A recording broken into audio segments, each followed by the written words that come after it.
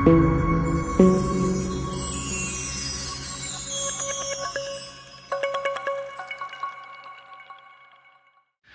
Big Jai Hind to all of you. आप सभी लोग जो मुझे इस वक्त अपने मोबाइल स्क्रीन पर, टैब स्क्रीन पर या फिर लैपटॉप या मे बी टीवी स्क्रीन पर देख रहे होंगे, सभी का मैं doctor Imran Ahmad Khan, director M academy, स्वागत करता हूं इस सीरीज में जो हमारी एम एकेडमी की एक नई पहल है डिजिटल वीडियो लेक्चर क्लासेस के सीक्वेंसेस में।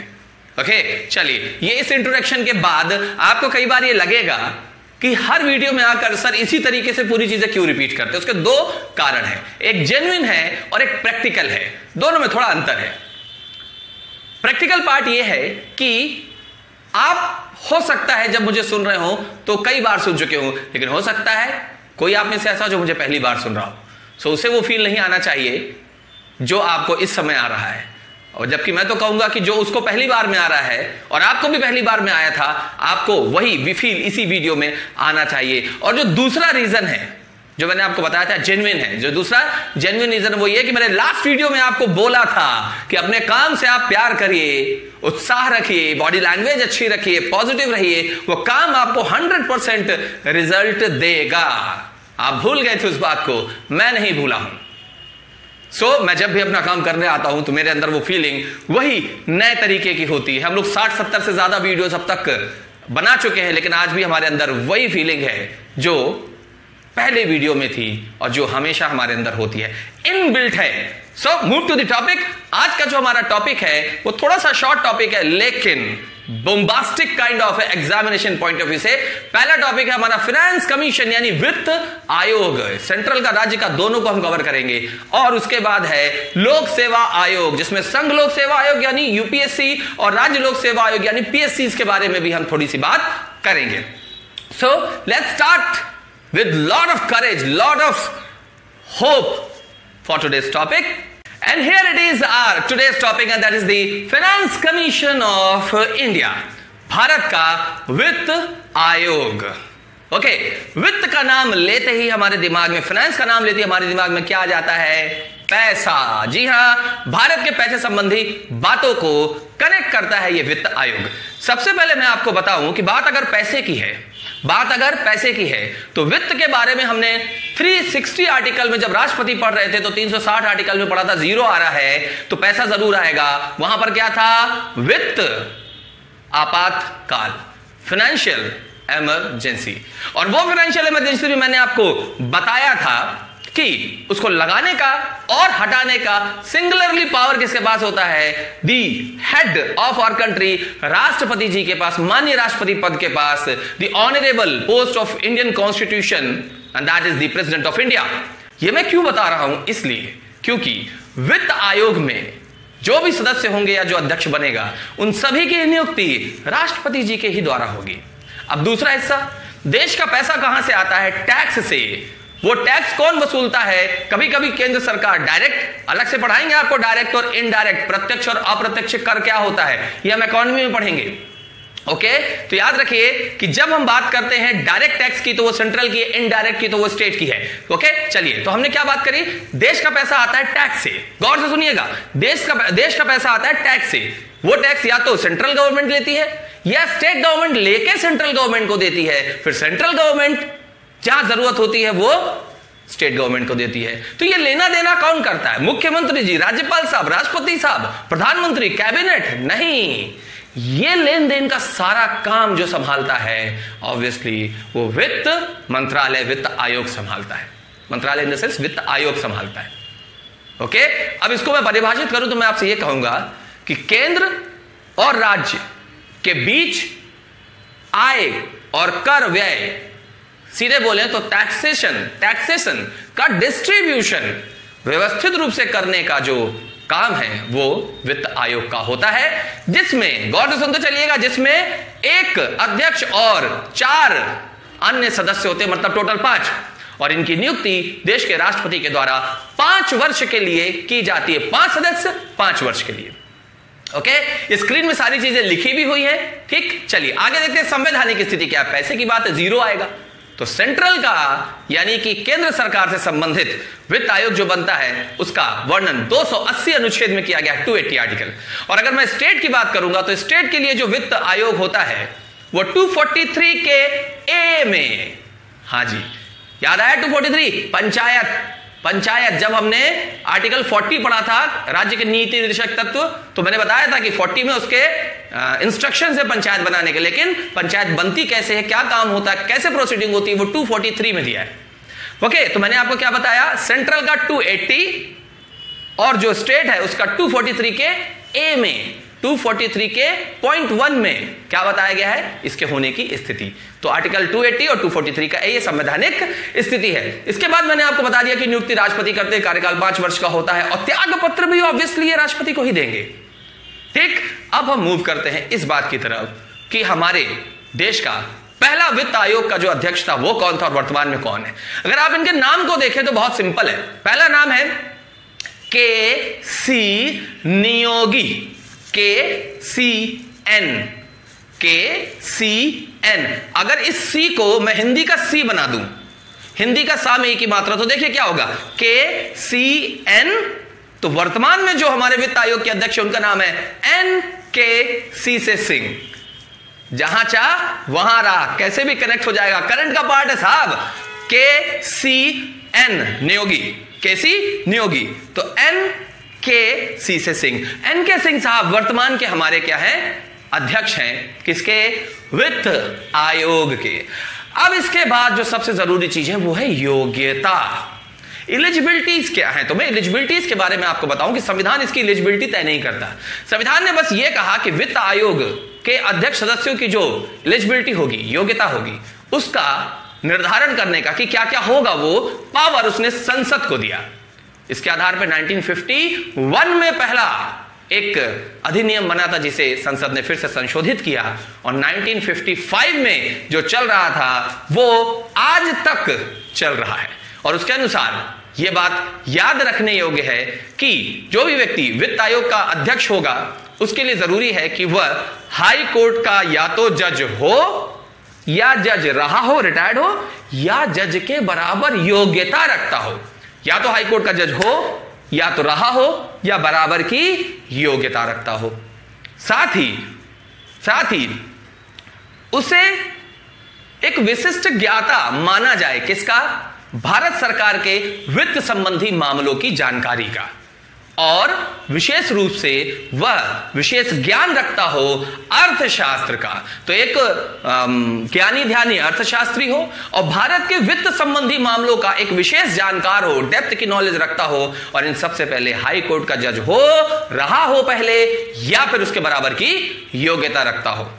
एज संबंधी कोई भी फैक्टर नहीं है। ये सारी चीजें फिर राष्ट्रपति जी को समझनी है कि वो इसे आगे प्रोसीड करें या ना करें। So guys, this was about the वित्त आयोग ऑफ आवर इंडिया, यानी भारत का फाइनेंस कमीशन।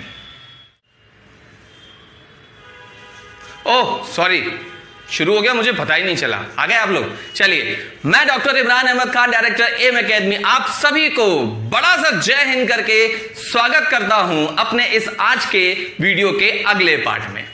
जी हां, अगले पार्ट में मैंने शुरू से ये क्यों किया, क्योंकि जिस टॉपिक के बारे में हम भले थोड़ा कम बात करने वाले हैं, लेकिन इंपॉर्टेंट ये है कि वो टॉपिक इतना इंपॉर्टेंट है, इतना ज्यादा इंपॉर्टेंस रखता है अपने आप में कि हर कोई उस पद को सलाम करता है साहब। बहुत सारे लोग हैं जो वहां का सपना देखते हैं, कुछ लोग केवल सपना देखते हैं, कुछ लोग सपने को पूरा करने के लिए दिन में उन सपनों को देखते हैं, उसके लिए काम करते हैं, जीते भी उसी के लिए, मरते भी उसी के लिए हैं। उनके जैसे नहीं जो दूसरों की बाल की खाल निकालते हो, कमियां निकालते हो। ओके, आप उनमें से मत बनिएगा। मैं नहीं कहता कि जिस चीज का सपना आप देख रहे हैं वो कम है, लेकिन एक हकीकत को हमको स्वीकार करना पड़ेगा कि इस देश की सबसे रेप्यूटेटेड कंपटीशन एग्जाम जो पोस्ट होती है वो यूपीएससी की होती है, और जो स्टेट की होती है वो पीएससी की होती है। यूपीएससी के थ्रू हम आईएएस आईपीएस बनने का सपना देखते हैं, पीएससी के थ्रू हम डिप्टी कलेक्टर डीएसपी बनने का सपना देखते हैं। जी हां, हमारा जो अगला टॉपिक है वो लोक सेवा आयोग से संबंधित है। पहला जिसका भाग है संघ लोक सेवा आयोग और दूसरा उसका एक हिस्सा होता है राज्य लोक सेवा आयोग, यूपीएससी एंड पीएससी। बहुत से लोग होते हैं जिसके बारे में खुलकर बात करते हैं, और बहुत से ऐसे भी होते हैं जो इसे बताने से डरते हैं कहीं नजर ना लग जाए। आप मेहनत करेंगे तो लोगों की आप पर नजर जरूर रहेगी, लेकिन नजर लगा नहीं सकते, क्योंकि मेहनत ऐसी चीज है जो अपने आप को प्रूफ करके ही मानती है। समय लेती है लेकिन परिणाम निश्चित होता है। और बहुत से ऐसे लोग भी हैं जिनको पता है कि वो यहां तक पहुंच ही नहीं सकते, तो वो ये कहते हैं कि हमें वहां जाना नहीं है। बिल्ली को अंगूर नहीं मिले तो साहब खट्टे ही होंगे। ओके, चलिए, ये तो बात उनकी हुई जो उस कैडर के हैं।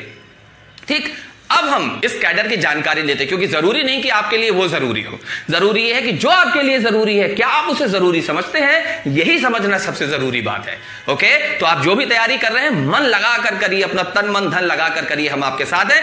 आज का टॉपिक आप देख सकते हैं स्क्रीन पे क्लियर कर दिया हुआ है यूपीएससी।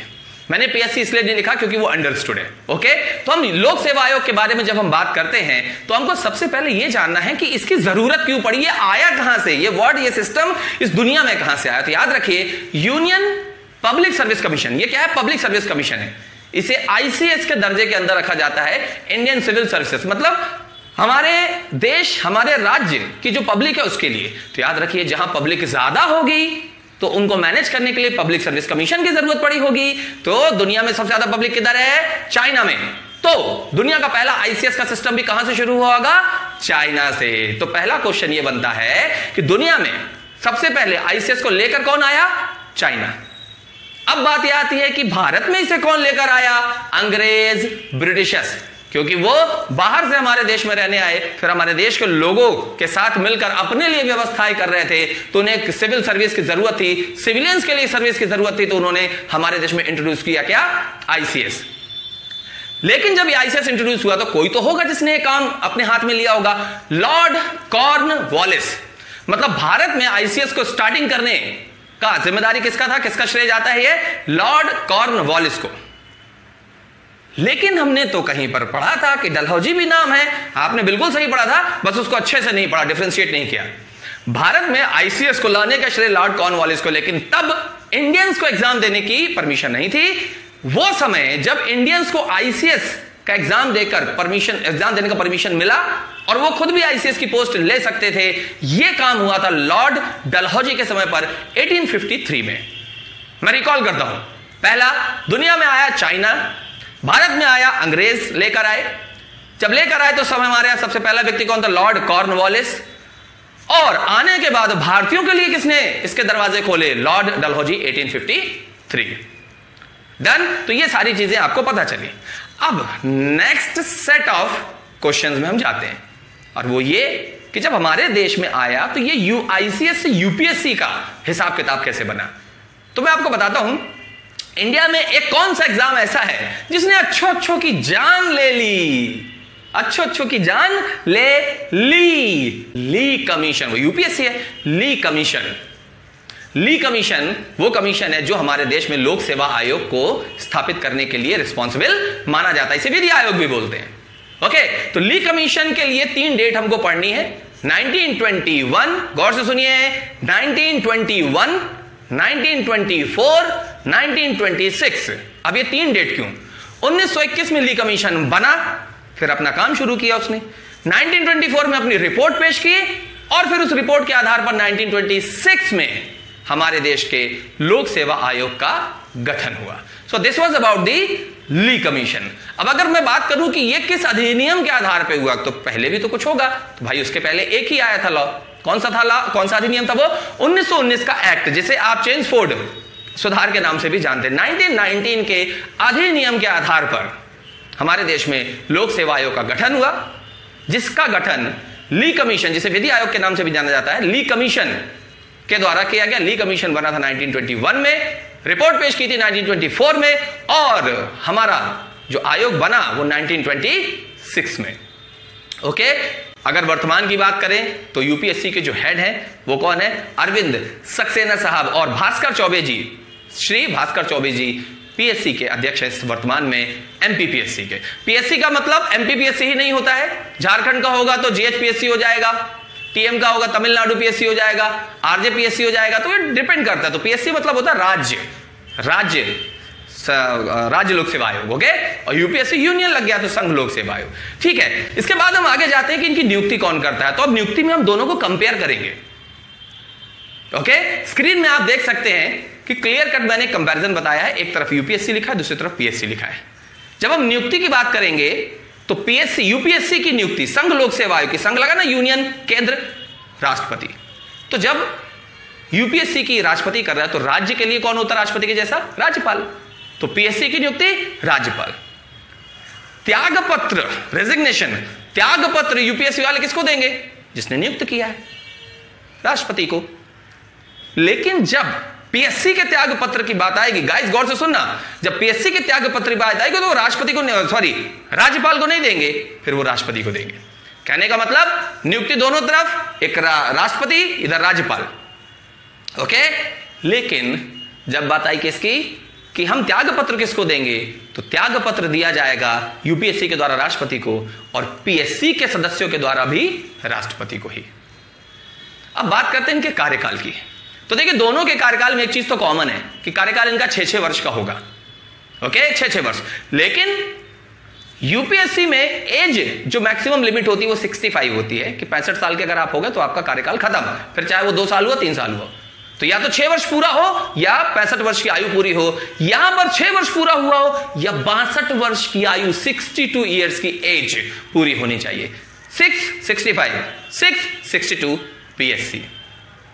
ओके, अब अगर मैं आपसे बात करूं सदस्य संख्या की, तो ये सदस्य निर्धारित संख्या निर्धारित करने का जो पावर होता है यूपीएससी में, वो किसके पास होता है? राष्ट्रपति के पास। तो यार जब स्टेट की बात हम करेंगे तो वो राज्यपाल के पास, और हर राज्य के राज्यपाल अलग अलग हैं तो वो अपने हिसाब से रखते हैं, लेकिन देश का राष्ट्रपति तो एक है। तो यूपीएससी की जो मैक्सिमम सदस्य संख्या रखी गई है वर्तमान में राष्ट्रपति के द्वारा, वो 10 है। ये पावर किसके पास है यूपीएससी का सदस्य संख्या निर्धारित करने का? राष्ट्रपति के पास। डन। अब मैंने एक चीज आपको जो पहले भी पढ़ाई थी वो यूपीएससी पीएससी से संबंधित, मुझे लगता है आपको रिपीट कर दूं मैं, वो ये कि आर्टिकल 312 यानी 312, आर्टिकल 315 315 के तहत यूपीएससी और पीएससी में जो भी चेंजेस करने, उनके जो पावर बनाने, उनके जो भी संशोधन करने, वो सबका एक छत्र राज्य, पूरा power, authentic power single handedly किसके हाथ में होता है? देश की अपर हाउस राज्यसभा के हाथ में, राज्यसभा के हाथ में। ओके, राज्यसभा का पूरा पावर होता है कि वो आईसीएस से संबंधित चेंजेस कर सके। अब आप स्क्रीन में जरा गौर से देखिए, अब आपको स्क्रीन में क्या दिख रहा है? 312, 315 और 317।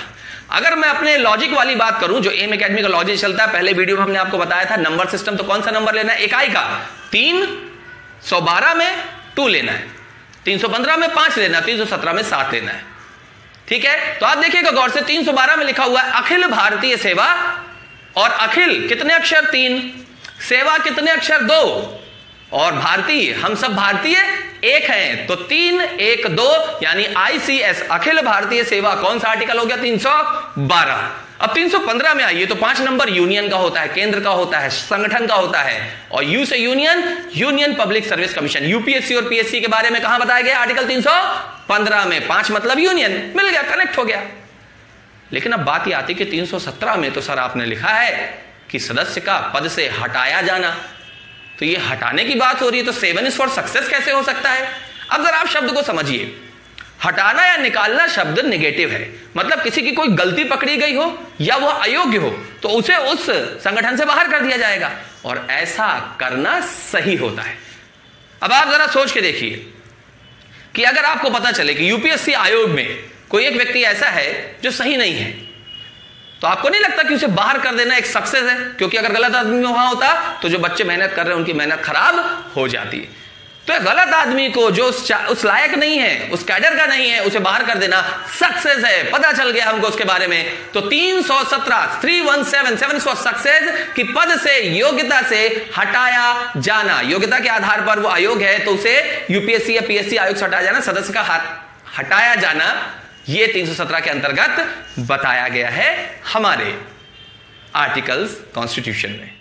सो गाइज, आज के वीडियो में बस यही दो टॉपिक, जैसा कि मैंने आपको पहले भी बताया था कि ये वीडियो थोड़ा सा शॉर्ट होगा। एक्चुअली अब परिस्थितियां भी हमें अलाउ नहीं कर रही हैं, क्योंकि बाहर बहुत ज्यादा हल्ला हो रहा है, जिसकी वजह से मेरे लिए रिकॉर्डिंग करना, कंसंट्रेशन करना थोड़ा मुश्किल काम हो रहा है। सो लास्ट वीडियो काफी लंबा था, इस वीडियो में इतना ही। और दोनों चीजों को अच्छे से पढ़िएगा, एंथुसियाज्म के साथ रहिएगा। व्हाट्सएप के जो नंबर टीचर्स के यहां ब्लिंक करते रहते हैं, लिखे हुए हैं, आप टीचर से कनेक्शन करिए। अपने साथ के लोगों को भी इस सुविधा के बारे में बताइए, ज्यादा से ज्यादा लोगों को हमारे साथ जोड़ने की कोशिश करिए, क्योंकि जिस उद्देश्य से हमने इस काम को शुरू किया, एक नए काम को शुरू किया है, उस उद्देश्य में एम एकेडमी को सबसे ज्यादा जरूरत आप लोगों की ही है। हम तो बस एक काम करने वाली कठपुतली हैं, नचाएंगे आप। बस ये किन हाथों में है, इसका होना बहुत ज्यादा जरूरी है कि वो हाथ सशक्त हो, पॉजिटिव मेंटालिटी के, और उम्मीद करता हूं कि आप ऐसे होंगे, साथ ही स्वस्थ होंगे और हमेशा की तरह मस्त होंगे। अपने आर्टिकल्स के संबंधित जो भी जानकारी आपको मिल रही है उसे कनेक्ट करते जाइए, क्योंकि इसके बाद अब मैं आपको वापस आर्टिकल की दुनिया में लेकर जाऊंगा। फिर से हम एक शिफ्ट होंगे और आर्टिकल से पहुंचेंगे और आर्टिकल्स को आगे लेके जाएंगे। Thank you so much. Take care of yourself, take care of your lovely family and take care of your precious career. जय Hind to all of you.